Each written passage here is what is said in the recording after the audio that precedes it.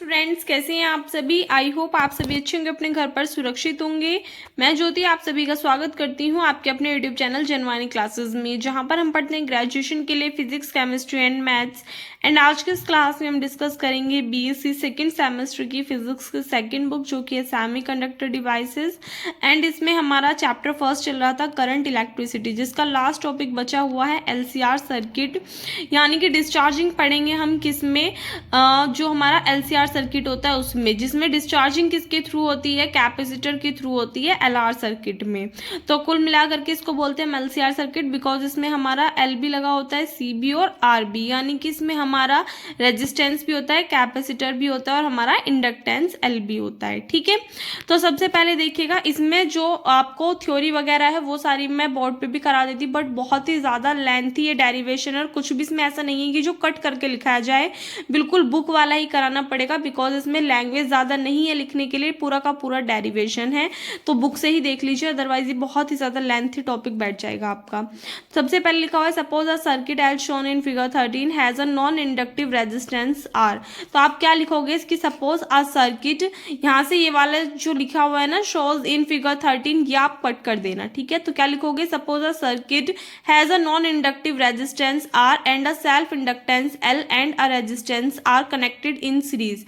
यानी कि सबसे पहले हम क्या माने, जैसे कि हम हर सर्किट के लिए लिखते आ रहे हैं, इसके लिए भी आप ऐसे लिखोगे कि मान लिया एक क्या है नॉन इंडक्टिव, मान लिया एक सर्किट है जिसमें कि एक नॉन इंडक्टिव रेजिस्टेंस लगा हुआ है आर, एक सेल्फ इंडक्टेंस लगा हुआ है एल और एक रेजिस्टेंस है आर, जो कि किस में कनेक्ट है, सीरीज में कनेक्ट है। तो यहाँ पे देखिएगा ये हमारे पास में पूरा सर्किट है, इसमें हमारा क्या है, एक नॉन इंडक्टिव रेजिस्टेंस लगा हुआ है आर, यहाँ पे एक सेल्फ इंडक्टेंस लगा हुआ है एल और एक कैपेसिटर है यहाँ पे सी। ठीक है, in this series combination is connected to a constant voltage source having constant EMF V. और ये जो कंप्लीट सीरीज है ये हमारी किससे कनेक्ट हो रही है, इस ईएमएफ वी से कनेक्ट हो रही है। So let us assume that, हम मान लेते हैं कि capacitor is first charged by connecting switch S to P. तो हमने मान लिया कि अगर हम इस एस पॉइंट को इस पी पॉइंट से कनेक्ट कर देते हैं तो उस कंडीशन में क्या हो जाता है, सर्किट चार्ज होना स्टार्ट हो जाता है। And the capacitor acquires the maximal possible charge Q not is equals to C V. और जो कैपेसिटर है वो एक्वायर कर लेता है, प्राप्त कर लेता है मैक्सिमम पॉसिबल चार्ज को, जो कि क्यू नॉट किसके इक्वल हो जाएगा, सी वी के। और if the switch S is connected to R, यदि इस स्विच को हम किससे कनेक्ट कर रहे हैं, आर से कनेक्ट कर रहे हैं, तो उस कंडीशन में जो कैपेसिटर है वो डिस्चार्ज हो जाएगा थ्रू द इंडक्टेंस एल। इस इंडक्टेंस एल के थ्रू जो कैपेसिटर है वो क्या हो जाएगा, डिस्चार्ज हो जाएगा। So now a varying current flows through them. तो एक वेरिंग करंट क्या करेगा, फ्लो करेगा इसमें। Suppose at a time T during the process of discharge Q be the charge left on the capacitor. मान लिया टी टाइम के समय डिस्चार्ज क्यू जो है वो क्या हो रहा है, बाहर निकल रहा है, यानी कि डिस्चार्ज हो रहा है जो हमारा सर्किट है, किसके थ्रू, कैपेसिटर के थ्रू, and a current I. So suppose that V R V C V L क्या है, वोल्टेज है across R C and inductor respectively. यानी कि हमने मान लिया कि जो वी सी क्या है, ये हमारी सी के अक्रॉस क्या है, हमारे पास में वोल्टेज है, वी आर क्या है, ये हमारी आर के अक्रॉस वोल्टेज है, और वी एल क्या है, ये इंडक्टेंस एल के अक्रॉस वोल्टेज है। सो इसके बाद में है where the values V R V C and V L are given below. यानी कि जो हमारे पास में रजिस्टर वोल्टेज है, कैपेसिटर वोल्टेज है और इंडक्टिव वोल्टेज है, इन सब की वैल्यूज आगे दी गई हैं। तो ये जितनी भी थ्योरी है ये हमने बुक से लिखी, और इतनी थ्योरी हम बाकी सभी सर्किट्स के लिए भी लिखते हुए आ रहे हैं। तो आई होप इसमें आपको कोई प्रॉब्लम नहीं हुई होगी। इसमें हमने क्या माना, एक बार दोबारा से समझ लो, थ्योरी में कंफ्यूज मत हो जाना, क्योंकि ये रटने वाली चीज नहीं है, ये आपको समझ के अपने आप लिख देनी है। सबसे पहले आप क्या लिखोगे कि मान लिया एक सर्किट है, उसमें क्या एक नॉन इंडक्टिव रेजिस्टेंस आर लगा हुआ है, एक सेल्फ इंडक्टेंस एल लगा हुआ है, और जो रेजिस्टेंस आर है ये सब क्या है, एक सीरीज में कनेक्ट है, और ये जो सीरीज का कॉम्बिनेशन है किससे कनेक्ट है, कांस्टेंट वोल्टेज ईएमएफ वी से कनेक्ट है। उसके बाद में हमने मान लिया कि जो कैपेसिटर है वो फर्स्टली चार्ज हो रहा है, किस कंडीशन में, अगर हम एस को पी से कनेक्ट कर रहे हैं तो जो हमारे पास में सर्किट है वो चार्ज हो जाएगा, और जो कैपेसिटर है वो क्या करेगा, मैक्सिमम पॉसिबल चार्ज को एक्वायर कर लेगा, जिसको हमने मान लिया क्यू नॉट किसके इक्वल हो जाएगा, CV के। लेकिन अगर हम इस S को R से कनेक्ट कर देंगे तो उस कंडीशन में क्या हो जाएगा, सर्किट हमारा डिस्चार्ज हो जाएगा किसके थ्रू, ये जो इंडक्टेंस L लगा हुआ है इसके थ्रू। तो हमने मान लिया कि किसी टाइम T पे जो डिस्चार्ज होगा Q, वो क्या होगा, कैपेसिटर से लेफ्ट हो जाएगा। सो दैट, तो सपोज हमने मान लिया कि ये जो VL है ये क्या है, वोल्टेज है अक्रॉस L, VR वोल्टेज है अक्रॉस R और VC वोल्टेज है अक्रॉस C। तो VC, VR और VL की वैल्यूज क्या होंगी वो आगे देखिएगा। VR किसके इक्वल हो जाएगा, IR के। VC किसके इक्वल होगा, Q अपॉन C के। और VL किसके इक्वल होगा, L इंटू DI/dt के। अगर हम इसमें KVL क्या है, किरचॉफ का वोल्टेज लॉ अप्लाई करें इन क्लोज्ड लूप में, तो उस कंडीशन में हमें मिलेगा VC किसके इक्वल होगा, VL प्लस VR के। VC की वैल्यू पुट कर दो VL की और VR की। यहाँ पे ये जो डेरिवेशन होता है ये बच्चे लेंथी होते हैं बट टफ बिल्कुल भी नहीं होते। देखो वैल्यूज हमने निकाल ली, VC की वैल्यू थी Q अपॉन C, VL की वैल्यू थी LDI/dt और VR की वैल्यू क्या थी हमारे पास में, IR थी। वैल्यूज पुट कर दी। हमें पता है I किसके इक्वल होता है, माइनस के DQ अपॉन dt, जहां पर निगेटिव साइन शो क्या करता है कि चार्ज क्या हो रहा है, डिक्रीज हो रहा है टाइम के साथ। इस कंडीशन में Q अपॉन C किसके इक्वल हो जाएगा, L इंटू D/dt और I के प्लेस पे हम क्या पुट कर देंगे, माइनस के DQ अपॉन dt प्लस यहाँ पे भी I के प्लेस पे क्या पुट करोगे, माइनस के DQ upon dt into R। इसको सॉल्व कर लीजिए। L इंटू D/dt के अंदर मल्टीप्लाई करोगे, टर्म क्या हो जाएगी, d²Q/dt² प्लस माइनस माइनस, ये हो जाएगा dQ/dt इंटू R। ये टर्म इधर की साइड निगेटिव, इधर आगे पॉजिटिव हो जाएगी, ये निगेटिव इधर आगे पॉजिटिव और ये ऑलरेडी पॉजिटिव है, इज इक्वल्स टू में कितना आ गया, 0। कंप्लीट इक्वेशन में क्या कर दो, L से डिवाइड कर दो। तो फर्स्ट टर्म में L से डिवाइड करोगे, L से L कैंसिल आउट। इसमें L से डिवाइड करोगे तो क्या बन जाएगा, ये R अपॉन L, और इसमें L से डिवाइड करोगे तो अपॉन में क्या बन जाएगा, LC बन जाएगा, इज इक्वल्स टू 0। यहाँ पे आप पुट कर दोगे R upon L is equals to 2α और 1 upon LC is equals to omega not का स्क्वायर। तो ये कहाँ से आया दी, हमें कैसे पता चलेगा, ये आपको याद रखना है कि R अपॉन L के प्लेस पे आप क्या पुट करोगे, 2α और 1 अपॉन LC के प्लेस पे आपको पुट करना है ओमेगा नॉट का स्क्वायर। ठीक है, अब ये जो वैल्यूज आपने पुट की इसको इस वाली इक्वेशन में पुट कर दीजिए। तो यहाँ पे देखो d²Q/dt², यहाँ पे R अपॉन L के प्लेस पे आप 2α रखोगे इंटू dQ/dt, 1 अपॉन LC के प्लेस पे ओमेगा नॉट का स्क्वायर रखोगे into Q is equals to 0। तो हम मान लेंगे कि सपोज ये हमारी क्या बन गई, लीनियर डिफरेंशियल इक्वेशन बन गई सेकंड ऑर्डर की। तो हम मान लेंगे suppose a solution for this equation is Q is equals to B into e⁻βt। इससे पहले जो मैंने आपको कल LC सर्किट वाला कराया था उसमें भी कुछ इसी टाइप से सॉल्व किया था, तो आई होप आपको समझ में आ रहा होगा। यहाँ से आप क्या कर दोगे, इस टर्म का डिफरेंशिएशन कर दोगे एक बार T के रिस्पेक्ट में, तो dQ/dt, B कांस्टेंट है, e⁻bt का करोगे e⁻bt और T के रिस्पेक्ट में डिफरेंशिएशन करें तो T का कोफिशिएंट जो बीटा है वो कहाँ जाएगा, मल्टीप्लाई में। उसके बाद में इसका आप अगेन डिफरेंशिएशन करते हो तो टर्म आ जाएगी d²Q/dt², B इंटू इसका अगेन करोगे तो बीटा भी कांस्टेंट है, e⁻βt का करोगे तो ये टर्म आ जाएगी और T का करोगे तो फिर से जो मल्टीप्लाई में बीटा है वो आ जाएगा। तो बीटा पहले ही था और एक और बीटा आ जाएगा तो टर्म क्या हो जाएगी, बीटा का स्क्वायर। ठीक है, अब ये जो हमारे पास में वैल्यू आई है Q की, dQ/dt की और d²Q/dt² की, इसको लेट कर लोगे आप क्या, इक्वेशन नंबर फर्स्ट, और इस वाले इक्वेशन में आप ये सभी वैल्यूज पुट करोगे। तो देखो d²Q/dt स्क्वायर की जगह पे आप क्या रखोगे, b β² e⁻βt, 2α as it is. उसके बाद dQ/dt के प्लेस पे आप पुट करोगे b into beta into e⁻βt, omega square, और Q के प्लेस पे क्या पुट करोगे, b इंटू e⁻βt। यहाँ पे b भी आएगा इसकी मल्टीप्लाई में, लिख लेना, इसमें मिसप्रिंट है b। ठीक है, b इंटू e⁻βt और इज इक्वल्स टू में 0। अब यहाँ से देखो इसमें b है, इसमें b है और इस वाली टर्म में भी क्या है, b है। तो b और e⁻βt इसमें भी है, इसमें भी है, इसमें भी, तो उन सभी को किसमें लेके चले जाओ, 0 में। तो देखो आपके पास यहाँ से कितना बचा, β², यहाँ से क्या बचेगा, 2α बीटा बचेगा और यहाँ से क्या बचेगा, ओमेगा नॉट का स्क्वायर। क्यों, क्योंकि b इंटू e⁻βt को हम कहाँ लेकर के चले गए, 0 में। अब इसकी हेल्प से हमें क्या निकालने, वैल्यू निकालने। वैल्यू कैसे निकालेंगे, जो हमारे पास में क्वाड्रेटिक फॉर्मूला होता है उसके अकॉर्डिंग निकाल लोगे। यानी कि क्वाड्रेटिक फॉर्मूला हमारा क्या होता है बच्चा, जो हमारा श्रीधराचार्य सूत्र होता है, अगर हमें किसके लिए निकालना है, इसमें बीटा के लिए निकालना है, तो बीटा किसकी इक्वल आएगा, माइनस के बी क्या होती है, जो यहाँ पे सेकंड वाली टर्म होती है उसका कोफिशिएंट कितना है, 2α है, तो 2α आ जाएगा, प्लस माइनस के अंडर रूट क्या हो जाएगी यहाँ पे b²। तो यहाँ पे हमारे पास में जो 2α है इसका स्क्वायर करोगे तो कितना आएगा, 4α²। अभी ध्यान से समझते जाना, आपको एक सेकेंड रुक जाइए जरा।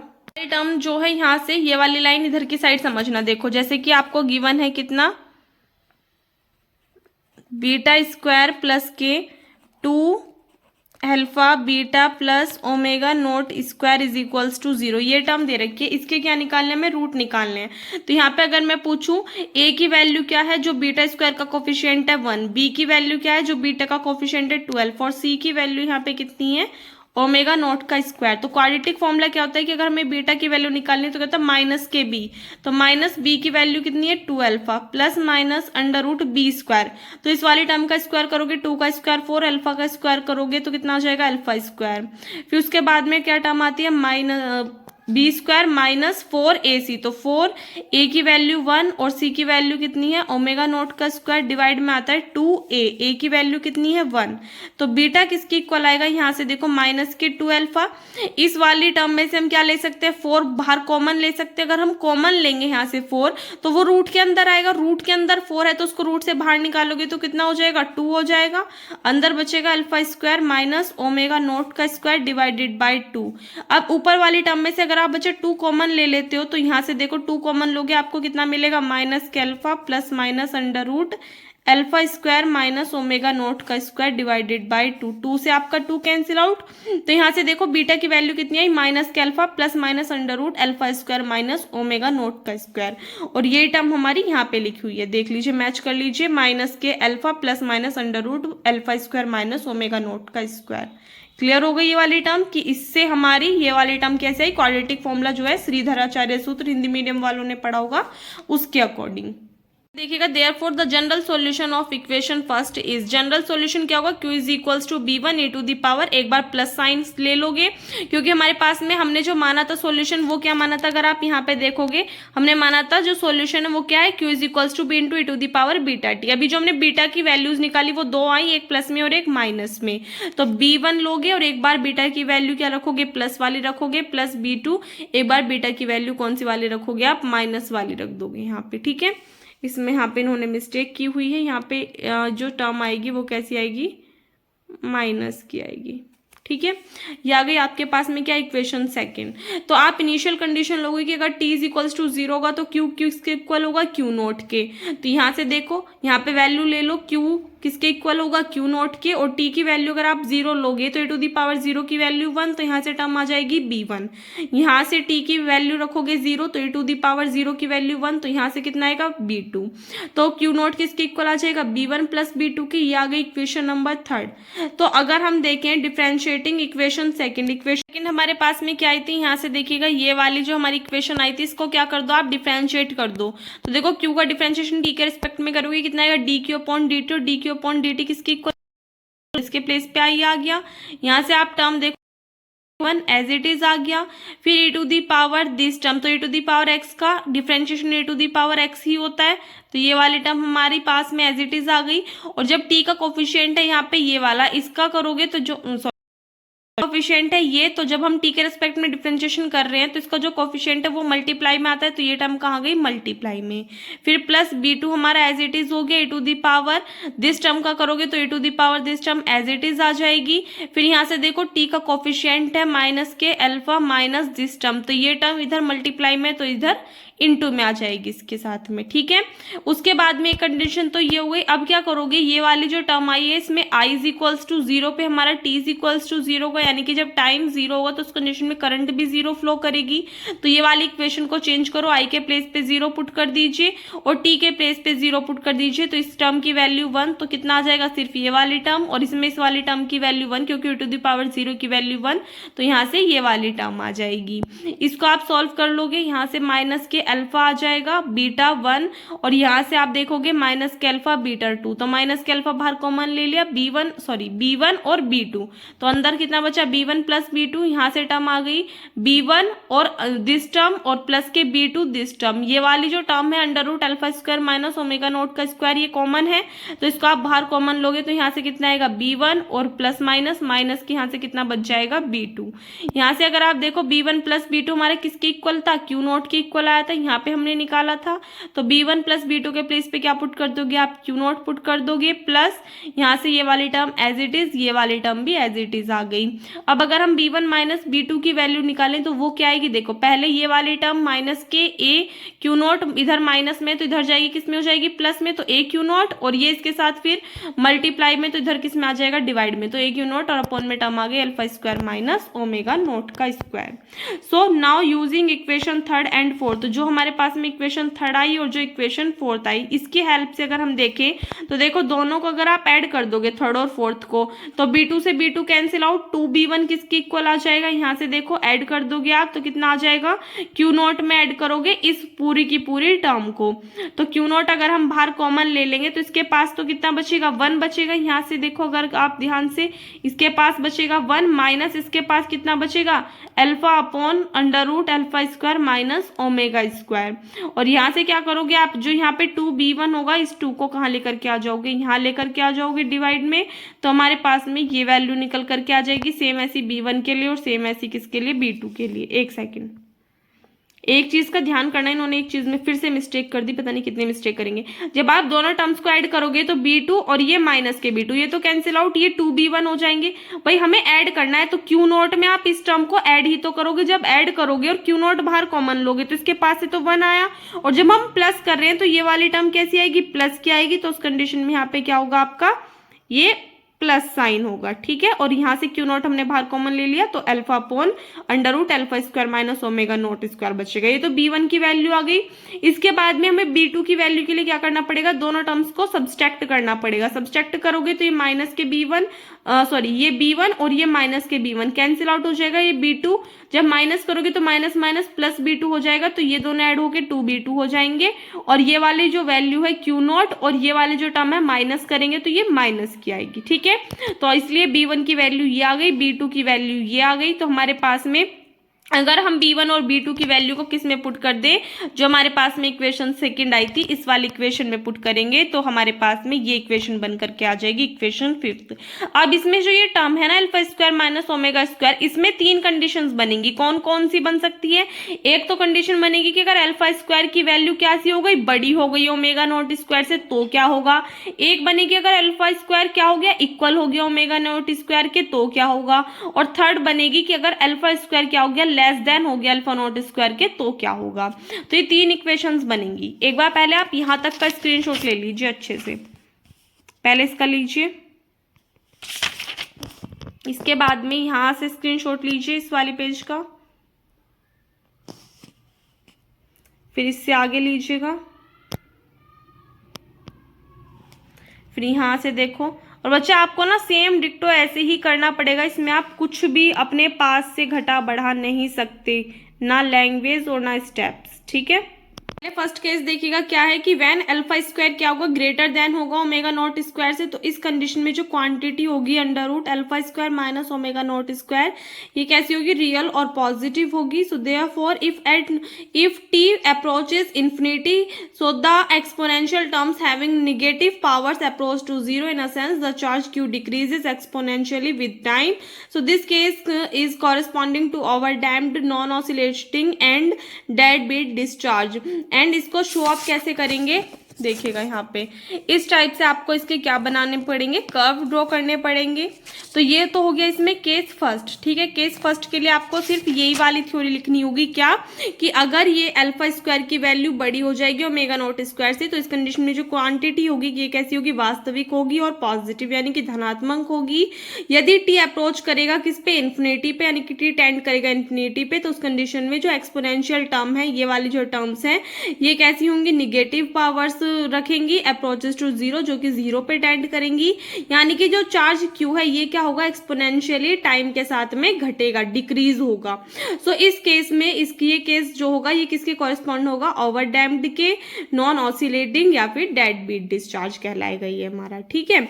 इसके बाद में बात करते हैं केस सेकंड की। केस सेकंड और थर्ड के लिए थोड़ा सा डेरिवेशन है जो कि आपको करना होगा। तो केस सेकंड क्या है कि अगर अल्फा स्क्वायर क्या होगा, बड़ा मतलब इक्वल हो जाएगा किसके, किसके, ओमेगा नॉट स्क्वायर के। तो उस कंडीशन में आर स्क्वायर अपॉन 4l² किसके इक्वल होगा, 1/LC के। यहाँ से आप आर स्क्वायर की वैल्यू निकालोगे तो ये कितनी हो जाएगी, LC, एक l कैंसिल आउट, 4l की इधर मल्टीप्लाई 4l/C के। तो ये जो आ गई इक्वेशन, इसमें क्या होगा कि for this case equation 5 breaks down because the coefficient of the exponential term becomes infinite. क्योंकि जो हमारे पास में इक्वेशन 5 आई थी, इक्वेशन 5 कौन सी आई थी, ये वाली, ये क्या हो जाएगी, ब्रेक हो जाएगी। और इस क्यों होगी ब्रेक, क्योंकि जो कोफिशिएंट होगा एक्सपोनेंशियल टर्म का वो कैसे हो जाएगा, इनफाइनाइट हो जाएगा। So now come to equation second. तो जो इक्वेशन सेकंड थी उसमें हम क्या करेंगे, जो हमारे पास में टर्म थी √α² माइनस ओमेगा नॉट स्क्वायर, उसको क्या कर देंगे, उसको किसके प्लेस पे, मतलब इसके प्लेस पे क्या पुट करोगे, h पुट कर दोगे, जहां पर h क्या है, वेरी स्मॉल पॉजिटिव क्वांटिटी है। सो देन इस कंडीशन में जो हमारे पास में इक्वेशन सेकंड थी, यहाँ से देखिएगा ये वाली जो इक्वेशन सेकंड थी, इसमें √α² माइनस ओमेगा नॉट स्क्वायर के प्लेस पे आप क्या पुट करोगे, h पुट करोगे, तो -k + h × t और -ka - h × t। h किसके प्लेस पे पुट कर दिया हमने, √α² माइनस ओमेगा नॉट के स्क्वायर के। ठीक है, यहाँ से अगर आप देखोगे e⁻∝t, यहाँ पे भी e⁻−∝t यहाँ पे भी है, तो e⁻−∝t हमने बाहर कॉमन ले लिया। यहाँ से हमारे पास में टर्म आ गई b1, और यहाँ पे देखो, यहाँ पे जो हमारे पास में टर्म बची वो e⁻−∝t तो कॉमन ले ली, तो कितनी बची, e⁻ht। तो यहाँ पे जो हमारे पास में e⁻x होता है, उसकी एक्सपोनेंशियल फॉर्म हम जब हम खोलते हैं, एक्सपेंड करते हैं उसको, तो क्या होता है, 1 + x + x² होता है। तो अगर हम e⁻ht को लेंगे तो इसको सॉल्व करोगे तो आप क्या आएगा, 1 + x के प्लेस पे क्या आएगा, ht, और आगे टर्म्स ऐसे इंक्रीज होती रहेंगी। सेम ऐसे अगर हम e⁻−ht के लिए ओपन करेंगे तो ये क्या होगा, 1 - के x की वैल्यू क्या है, यहाँ पे ht है तो ht, और ऐसे ये इंक्रीज होती रहेंगी। यहाँ से आप देखोगे b1 है और b2, ये टर्म कॉमन आ रही है। फिर नेक्स्ट टर्म है ht और -ht, तो इसमें से आप क्या कर दोगे, प्लस के h कॉमन ले लोगे, तो यहाँ से बचा b1 और यहाँ से आ जाएगी टर्म के b2, और t इसमें भी है, तो बाहर t भी क्या आ जाएगा, कॉमन आ जाएगा। अगर आप यहाँ से देखोगे तो यहाँ से b1 + b2h, b1 - b2 × t, ये हमारे पास में किसकी वैल्यू आ गई बच्चा, q की वैल्यू आ गई। तो e⁻−∝t इंटू, यहाँ पे अगर हम b1 + b2 को क्या मान ले, a मान ले, और b1 - b2 को b मान ले, तो हमारे पास में ये टर्म किस में ट्रांसफॉर्म हो जाएगी, e⁻−∝t a प्लस, यहाँ पे इसके प्लेस पे क्या मान लो, आप b मान लो, h इंटू b1 - b2 के प्लेस पे, तो ये b और इंटू में कितना आ गया, t। यहाँ पर नीचे लिख देंगे क्या, कि मान लिया b1 + b2 किसके इक्वल है, a के, और h इंटू b1 - b2 किसके इक्वल है, b के इक्वल है। तो ये वैल्यूज पुट कर दी, हमारे पास में ये टर्म आ गई। इसमें क्या लेंगे कि यदि q0 के इक्वल है तो उस कंडीशन में टाइम क्या होगा, 0, यानी कि t = 0 पे, तो q0 के इक्वल था, तो a किसके इक्वल आ जाएगा इस कंडीशन में, q0 के। तो जो हमारे पास में ये वाली इक्वेशन 7 आई है, इसको क्या कर देंगे हम, डिफ्रेंशिएट। सबसे पहले इसको t के रेस्पेक्ट में डिफ्रेंशिएट करोगे तो हमें किसकी वैल्यू मिल जाएगी, i की। डिफ्रेंशिएशन करेंगे तो यहाँ पे देखो हमारे पास में दो फंक्शन है। पहले फर्स्ट फंक्शन e⁻−∝t का डिफरेंशिएशन करा, तो यहाँ से e⁻−∝t आ गया, और t का कोफिशिएंट है -α, तो वो इनटू में, और सेकंड टर्म जो है वो कांस्टेंटली प्लस। इस बार क्या लिया, जो फर्स्ट टर्म थे e⁻−βt, इसको कांस्टेंट लिया। सेकंड फंक्शन का डिफरेंशिएशन करोगे तो a का डिफरेंशिएशन हो जाएगा 0, और t का करोगे तो 1, तो यहाँ से टर्म कितनी आ जाएगी, b आ जाएगी। ठीक है, एक बार पहले यहाँ तक इसका स्क्रीनशॉट ले लीजिए। ये हमारे पास में कर्व हो गए। ठीक है, अब यहाँ से आगे देखिएगा। अब हमें क्या पता है, हम जानते हैं कि जब i 0 था तो t की वैल्यू भी 0 थी, तो उस कंडीशन में हमें क्या मिला, ये जो हमारे पास में भी नीचे टर्म आई है, अगर इसमें आप i 0 रखोगे तो ये वाली टर्म 0, t 0 रखोगे तो e⁻t की वैल्यू कितनी होती है, 1, तो यहाँ से कितना मिलेगा b, और यहाँ से कितना मिलेगा e⁻ जो 0 है उसकी वैल्यू 1, तो -के α, और ये वाली टर्म 0, तो -के α और प्लस में कितना मिलेगा b, तो यहाँ से टर्म कितनी आ गई, -के α प्लस b। और सिंस a किसके इक्वल होता है, q0 के, सो देयरफॉर a के प्लेस पे q0 पुट कर दोगे तो यहाँ से b की वैल्यू आ जाएगी कितनी, अल्फा q0। ये जो a और b की वैल्यूज आई, इनको किस में रख दो, जो हमारे पास में इक्वेशन 7 आई थी ये वाली, इसमें अगर हम a और b की वैल्यूज पुट कर देंगे तो यहाँ से हमें ये इक्वेशन मिल जाएगी। और ये क्या होगा, ये केस होगा किसके लिए, डिस्चार्जिंग के लिए। तो दिस केस, यहाँ पे क्या है, in this case discharging is just non oscillatory. पहले वाले केस में क्या थी, ऑसिलेटरी थी, इसमें कैसी है, non oscillatory, and it is said to be critically damped. वो क्या थी, ओवर डैम्प्ड थी, ये क्या है, क्रिटिकली डैम्प्ड है। एंड इज इसकी जो मतलब फिगर है वो दर्शाई गई थी इस वाले कर्व में। So the characteristic shows that the rate of discharge will be higher. इसमें जो रेट ऑफ डिस्चार्ज होगा यानी कि डिस्चार्ज की जो दर होगी वो क्या होगी, ज्यादा होगी। उसके बाद में लास्ट आता है केस थर्ड। केस थर्ड में क्या होगी, अल्फा स्क्वायर की वैल्यू यदि छोटी हो जाए किससे, ओमेगा नॉट स्क्वायर से, तो इस कंडीशन में ये वाले जो वैल्यू है कैसी हो जाएगी, इमेजनरी क्वांटिटी हो जाएगी। तो इस कंडीशन में हम क्या मान लेंगे, ये टर्म किसके इक्वल है, J into under root omega not square minus alpha square. और ये किसके इक्वल है, ये अगर हम ये वाली टर्म मान ले किसके इक्वल है, गामा के। मान लिया कि गामा किसके इक्वल है, under root alpha nought square minus alpha square. तो ये वाली हमारी टर्म हो जाएगी जे इंटू गामा। तो जो इक्वेशन फिफ्थ थी उसमें आप सोल्व कर लोगे इस टाइप से। ठीक है, देख लेना पूरा का पूरा system. Q nought upon to, equation 5 कौन सी थी आपकी, ये वाली क्यू नॉट अपॉन टू। और इसमें ये वाली जो टर्म है इनको रिप्लेस कर दोगे आप, तो हमारे पास में आ जाएगा 1 प्लस के अल्फा अपॉन जे गामा। कैसा है देखो, हमारे पास में टर्म थी ना alpha square minus omega square, तो यहाँ पे और हमने माना था omega square minus alpha square को गामा के इक्वल, तो यहाँ पे जे गामा आ गया। देखो ये जो हमारे पास में टर्म थी minus under root alpha square minus omega square, ये हमारी किसके इक्वल आई, जे गामा के। तो ये वाली जो टर्म है अल्फा अपॉन में under root alpha square minus omega not का स्क्वायर, इसके प्लेस पे क्या पुट कर देंगे हम, जे गामा पुट कर देंगे। ठीक है, और सेम यहाँ पे भी ये वाली टर्म पुट करोगे क्यू नॉट अपॉन टू, और e to the power minus alpha T इसमें भी है और इस वाली टर्म में भी है। बाहर कॉमन ले लोगे, जो अंदर बचा उसको अंदर लिख करके सोल्व कर लोगे। ये वाला जो फॉर्मूला बन रहा है ये हमारा किसका बन रहा है, कोस गामा टी का, और ये फॉर्मूला बन रहा है हमारे किसका, साइन गामा टी का। उसके बाद में आप पुट कर दोगे यहाँ पे अल्फा अपॉन गामा को किसके इक्वल, टेन थीटा के इक्वल। तो सिंस साइन थीटा किसके इक्वल होगा, alpha upon omega naught, cos theta equal होगा gamma upon omega naught.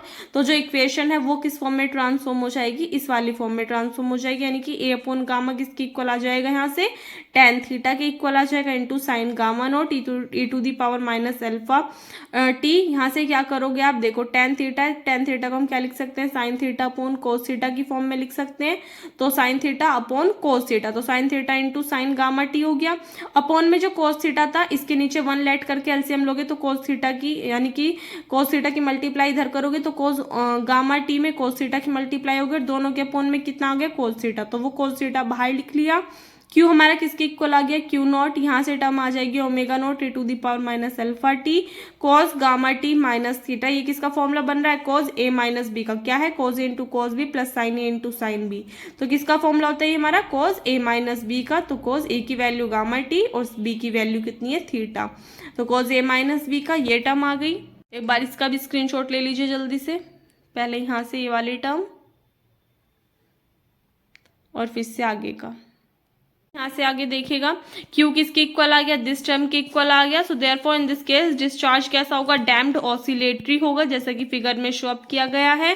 So the condition for oscillatory discharge, इसके लिए कंडीशन क्या होगी कि अल्फा स्क्वायर लेस देन होगा ओमेगा नॉट स्क्वायर से। तो हमें क्या पता है, ये हम लेके चलते हैं, are square upon 4l square क्या होगा, लेस देन होगा 1 अपॉन LC से। और अगर हम इसको सॉल्व करते हैं तो आर क्या होगा, लेस देन हो जाएगा 2 under root L upon C से।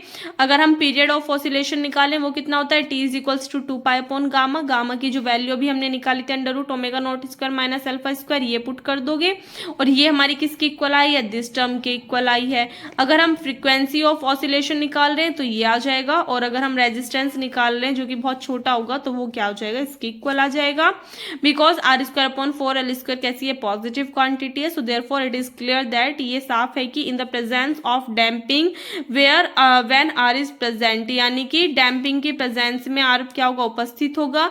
So the frequency is less then in the absence of damping, जो फ्रीक्वेंसी होगी वो क्या होगी, कम होगी डैम्पिंग की एब्सेंस में, अनुपस्थिति में। ठीक है, तो ये कंप्लीट का कंप्लीट क्या था, डेरिवेशन किसके लिए, जो हमारा LCR सर्किट था उसके लिए सॉल्व कराती, तब भी ये बच्चा इतना ही लेंथी पढ़ता और अब भी इतना ही लेंथी पढ़ा है, तो इसलिए मैंने आपको डायरेक्ट बुक से ही करा दी था कि आपको हर एक चीज़ जो है वो अच्छे से क्लियर हो जाए, क्योंकि फिर उस पर रफ करने में दिक्कत होती है। इतनी सारी जो कैलकुलेशंस है, फिर आपको पहले वाली इक्वेशन नहीं पता चलती कि कौन से वाली इक्वेशन हमने क्या राइट की थी, कहाँ गई कहाँ नहीं। तो प्रॉपर वे में मैंने आपको दिखा के समझा दिया, तो उससे आपको ज़्यादा अच्छे से क्लियर हो गया होगा।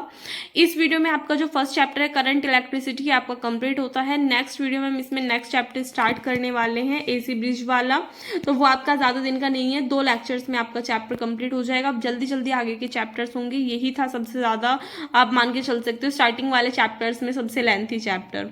तो इस वीडियो में बस इतना ही। आई होप आपको वीडियो अच्छी लगी हो। वीडियो अच्छी लगी तो वीडियो को लाइक कर देना, अपने फ्रेंड्स के साथ में शेयर कर देना। अगर आप चैनल पर नए हो या फिर अभी तक आपने चैनल को सब्सक्राइब नहीं किया है तो प्लीज़ चैनल को सब्सक्राइब कर देना।